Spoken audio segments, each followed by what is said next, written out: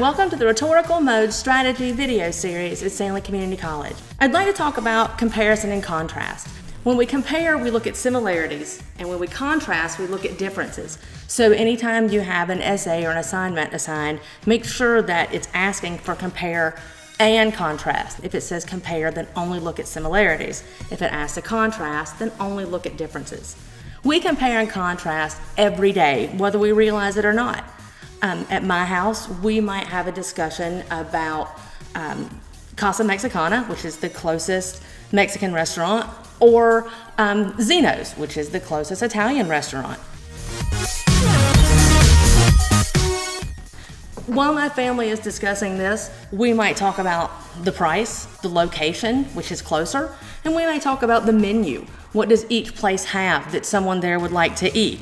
When we look at these, we're comparing and contrasting for the purpose of deciding where we will go eat. You always compare and contrast for a purpose. It's important to look at the same criteria in the same order. So when we talk about Casa Mexicana, we'll talk about the price, the location, and the menu. And when we talk about Zeno's, we'll talk about the price and the location and the menu. Each of these criteria have to be discussed in the same order. So make sure that you use an outline or even just a Post-it to keep up with what your criteria are and what order they go in. It's really important when you use comparison and contrast that you don't use unrelated topics. Your topics have to have enough in common to be able to compare and contrast. So I can't compare and contrast a blue whale with a storage building. They don't have anything in common. So you always have to make sure that they have enough in common to write about. Your module gives you strategies about how to pick your criteria and how to put it together. Remember to only include those details that work to your purpose or those that support your thesis. So whatever your purpose is in comparison and contrasting, that should be your thesis. And everything that you choose in your essay should support that thesis. This will be used a lot in your college career. You may be asked to compare two processes in biology.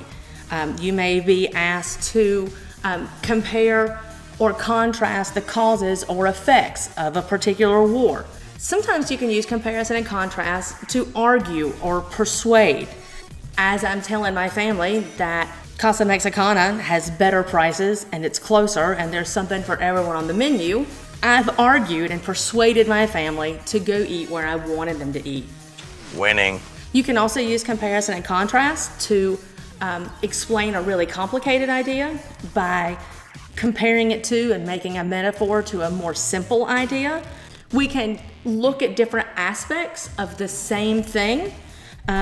For example, if I have a mannequin, we can look at the arm, and we can look at the leg, and we can look at the face, and we can compare and contrast those pieces, but we're still looking at the same object. This will come in handy as you finish up 111 and go into 112. Thank you for watching the comparison contrast portion of the Rhetorical Mode Strategy video series. Thank you.